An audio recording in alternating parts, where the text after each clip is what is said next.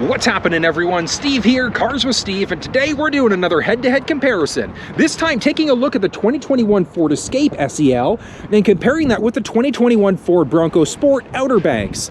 And the reason why I've chose these specific vehicles is because they're based off of the same platform with a lot of the same features in the exact same price point. So it's going to be an interesting comparison because we're going to figure out if the sportier Escape is a better option or if you should compare the ruggedness of the Bronco Sport Outer Banks and look at that as your option instead.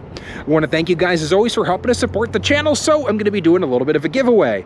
Anybody who shares this video with your social networks, comment down below saying that it's done. I'm going to pick somebody out at random and I'm going to be giving you a free Amazon gift card. But let's dive right into it and see what is the better buy looking at the Escape versus the Bronco.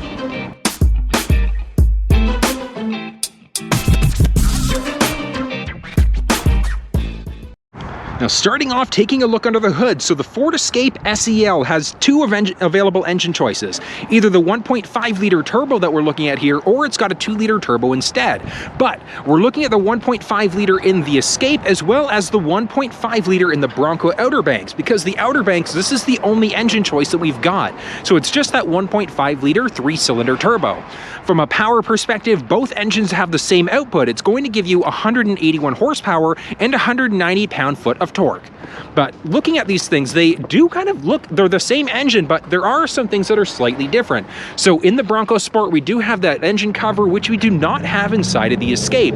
But we do have easy access to a few things. We can easily change our fluid, and we've also got easy access to the battery.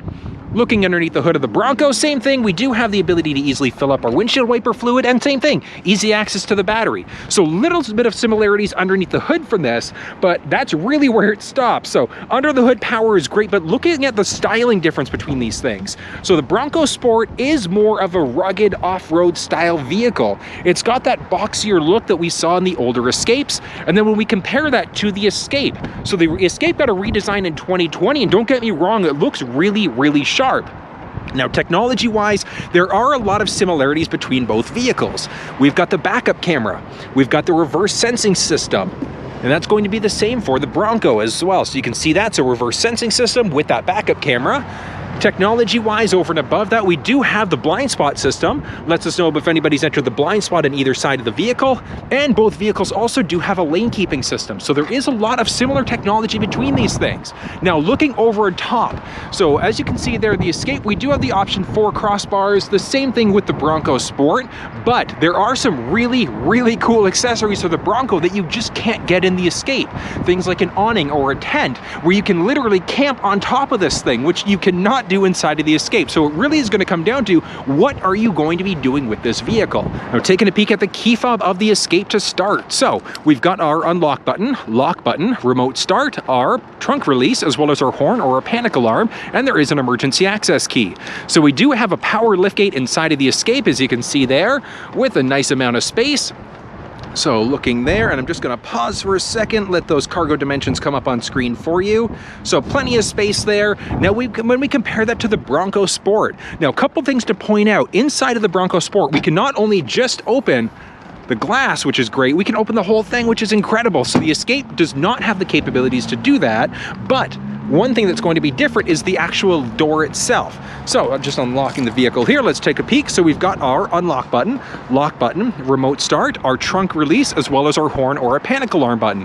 And this is the fob for the Bronco. So as you can see there, we've got that Bronco logo on the back. Now when we double click this, so you can see there, it's unlocked it, but it's not power up. That's strictly going to be an Escape feature. Like even in the highest trim level of the Bronco Sport, we don't have a powered liftgate. Now let's actually take a look at the Bronco for a second. And same thing, let's let those dimensions come up on screen for a second there. So there is quite a little bit of space inside of both vehicles. Now, cargo-wise, when we have those rear seats folded down, take a look there. So we still have quite a little bit of space inside of the Escape when we've got both seats folded down. Now, very similar to the Bronco, it is a 60-40 split in both vehicles. So you've got the option of folding down just the left side, which is 60, or the right side at that 40, in order to give you a little bit more space. But look at the Bronco in comparison there. So the Bronco Sport with both seats folded down. So you still do have quite a little bit of space in both of these vehicles. Now, taking a look, let's start off in the back of the Escape. So along the far side, as you can see there, we do have our cigarette lighter adapter. And from there is a mini spare tire, as well as a little bit of storage space along the back. Now, when we compare that to the Bronco Sport, so a couple things to point out. This one does have an extra light in the back, and that's going to be for some directional lighting along the top there, so you can adjust that, which is really, really useful. On top of that, we've got our 12-volt adapter, so what we saw in the Escape there as well, so we've got a cigarette lighter adapter in the back. Now, let's pop this out of the way. When we look underneath, now this one does have a mini spare tire, and that's because it's got the trailer tow package. It's kind of an interesting thing that Ford shows there, but when you go for the trailer tow package inside of the Bronco Sport, you do get a full-size spare instead of the mini spare tire. So very, very useful, especially if you're going to be doing any sort of off-roading, because you've got the capabilities now to be able to change a tire out if necessary, and you can keep on going with your day.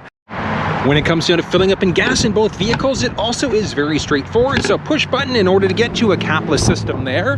Now, fuel type, just your regular 87 octane. So you don't need to use a premium fuel inside of either vehicle. Just your regular 87 gas is perfectly fine in both. Taking a peek at the back seat of the Escape, so plenty spacious. Now this is the SEL trim level of the vehicle, so we do have that pleather seat, and that is going to come standard inside of this specific trim level. Now, when it comes down to it in the back, we do have a few cup holders here, so a little bit of extra space there, which is nice. So a few cup holders along the back. Put that back up, and as we start to move down, so technology in the back, we do have our USB port, so our USB as well as our USB-C.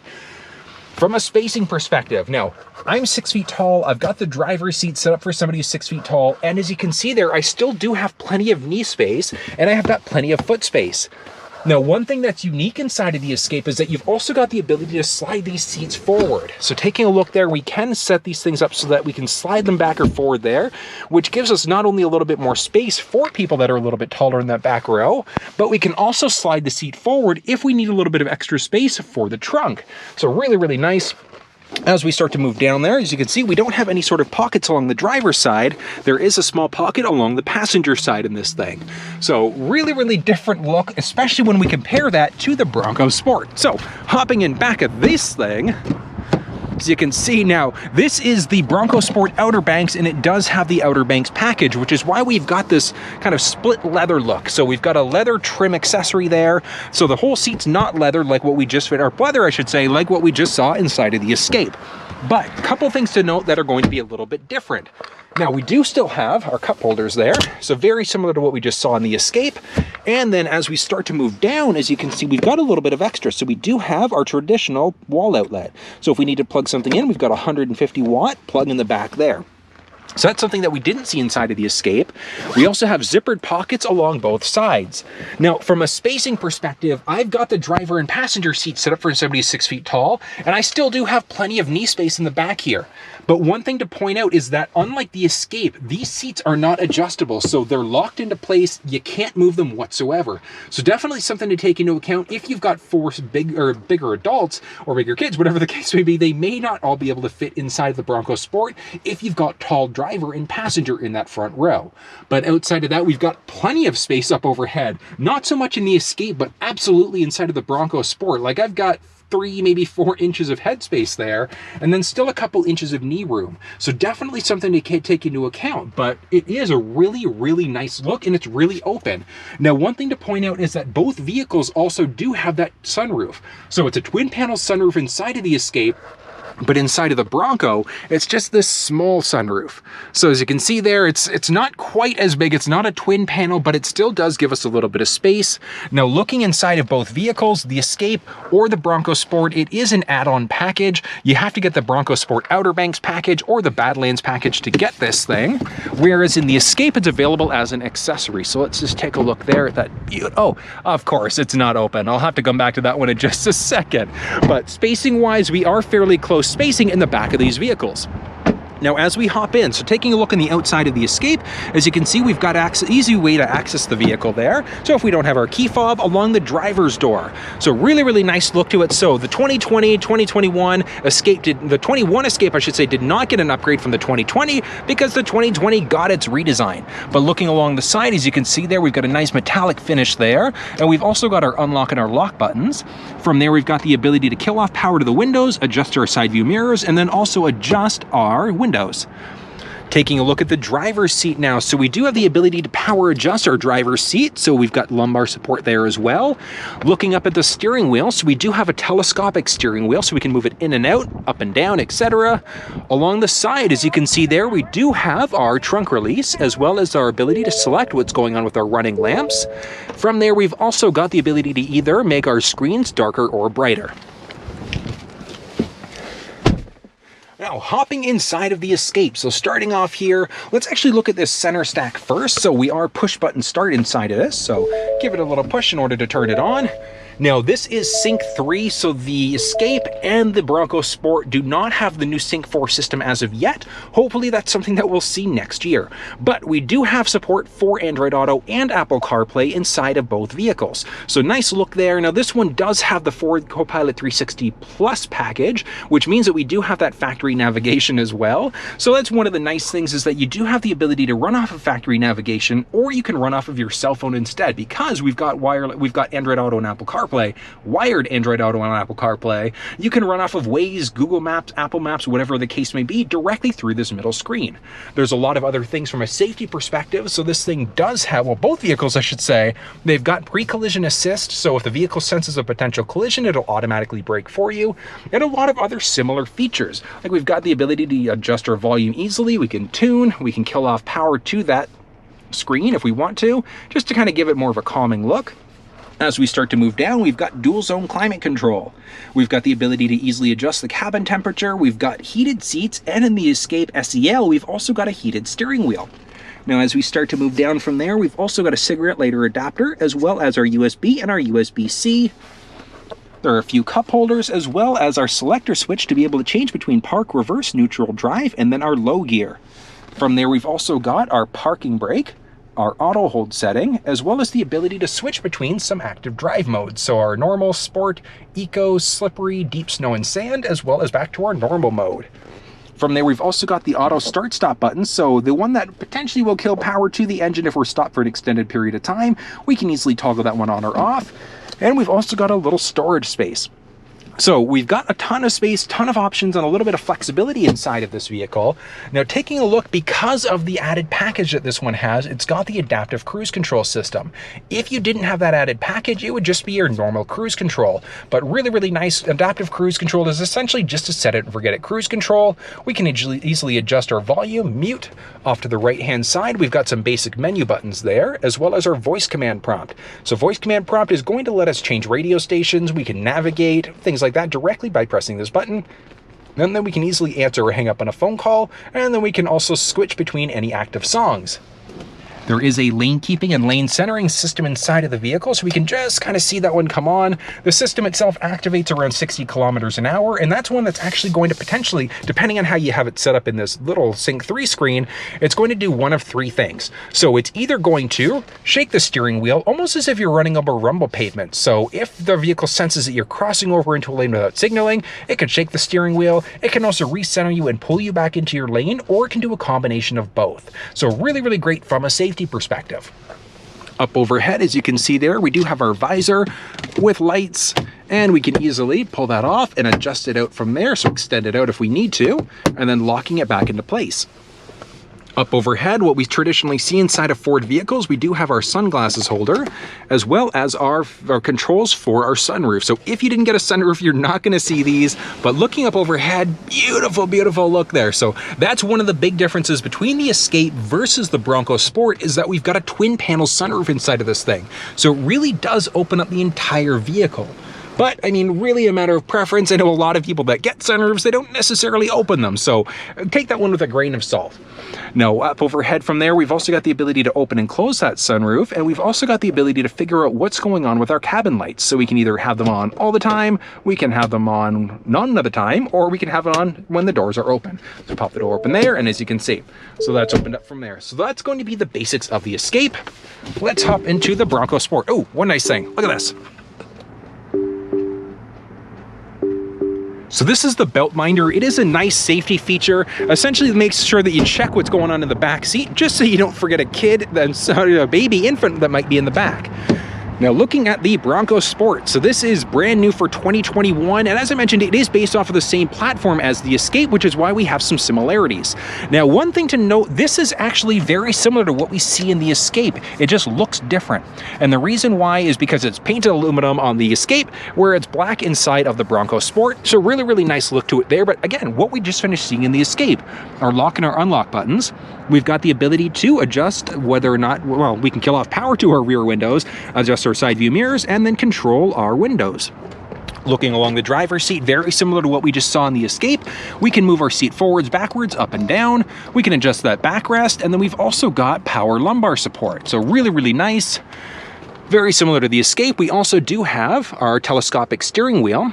We've got our trunk release, the ability to select to see what's going on with our running lamps, and then we can increase or decrease the brightness inside of the vehicle as well for our screen. So very similar to what we just finished seeing. Now, very similar as well, we are push button start inside of the Bronco Sport, but slightly different setup when it comes to the screen, so that look itself. But as I mentioned, this one also does have that 360 Plus assist package, which means we've got that factory navigation again. So again, you can run off of factory navigation if you want to, or you've got the option of running off of your cell phone. So you can use Android Auto and Apple CarPlay wired in both vehicles. And all we'd have to do is just make sure that we're plugged into a USB port. But very similar to what we just saw in the Escape layout. We've got our volume rocker, so we can control our volume, turn it on or off. We can adjust what station we're on. Now, one other difference, auto start-stop button is up here. It was down there in the Escape. We've got our four-way blinkers, and we've also got a little storage area along the top, which we did not see in the Escape. As we start to move down, very similar to what we just finished seeing, we've got our controls for our climate. We've got heated seats and a heated steering wheel. Now from there, we've also got dual zone climate control, and we've also got our selector switch. So that's going to let us change the gears out, so park, reverse, neutral, drive, and then our low gear. But one other thing to point out along the top there, as you can see, we've got our cigarette lighter adapter, and then a USB and a USB mini, so a USB-C port. Now the Bronco Sport, when you get the Outer Banks package, it also does have this wireless charging pad. So wireless charging pad with the sunroof as well. So you do need to get the Outer Banks package. If you don't get it, you're not going to get these things. As we start to move down from there, we've got our parking brake, the auto hold setting, and then a selector switch in order to change out our GOAT modes. So when we select that, when change it out, so looking there, so we've got our normal mode, eco, sport, and then our slippery. Along the other side is our sand mode. So very similar to what we just saw in the Escape, and it does certain things as we go. So when we're in the sand mode, for instance, or the slippery, traction control is going to be turned off, and it's going to tweak a few other things for us. And then as we saw in the Escape, we also do have a little bit of a storage area with a few extra USB ports. So another USB and a USB-C. Just close that down from there. Now looking at the steering wheel, so with the 360 Assist Plus package, we do also have the adaptive cruise control. If you didn't get that package, you wouldn't have adaptive cruise control. It would just be a regular cruise, but we've got the ability to adjust our volume. We can mute. Along the right-hand side, we've got the same buttons that we saw in the Escape. So we can adjust our menu screens. We can easily use this button for voice commands, so we can make phone calls, we can navigate, we can do a number of things by pressing this button, change between radio stations or active songs on our phone. We can either answer or hang up on a phone call as well. And as we start to move up overhead, so taking a look there, we do have our visor with our lights on there as well, and same thing what we saw in the Escape. So pop that open and then we can slide it as necessary, locking it back into place. Up overhead, we also do have our sunglasses holder. We've got the controls for our sunroof, so we can open and close the shade, we can open and close the sunroof, and then we can also figure out what we're doing with our running lamps. So we can either have them on all the time, we can have them on none of the time, or we can have it on when the doors are open. So a lot of similarities there, and then as you can see, nice beautiful look up overhead. And very similar to what we just saw in the Escape, we also do have that minder for the back seats. Now, in both vehicles, you also have the ability to easily turn that setting off. So if you're not a fan of it, if you'll never have anybody in the back seat, you can easily turn that setting off just through our settings menu there.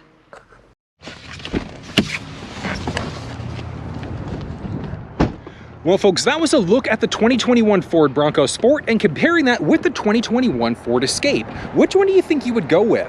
Now, if you're talking to me personally, now looking at the difference between both vehicles, when they're configured the same, you're looking at about a $2,000 difference, more expensive for the Bronco Sport compared to the Ford Escape. But the question you have to ask yourself is, what are you doing with the vehicle? Are you going to be carrying wood and lumber and things like that as well? If so, having the ability to easily pop open that back window in the Bronco is going to be a huge benefit. Are you taking it off-road? I would absolutely recommend the Bronco over the Ford Escape for that one. But again, it's going to be a matter of what are you doing with the vehicle. Now, if I had a personal preference, I would go with the Bronco Sport because it's a very different style crossover. When we look at the Escape, it does look like some other vehicles that would be available on the market versus the Bronco Sport, which really the Jeep Compass and the Jeep Renegade would be the two options there. So I do love the look of this thing. When it comes down to it, I would personally go with the Bronco Sport over the Escape. But again, it's going to be a matter of your own personal preferences. If you have any questions, make sure you drop down below and let me know. But until I see you next time, make sure you stay safe.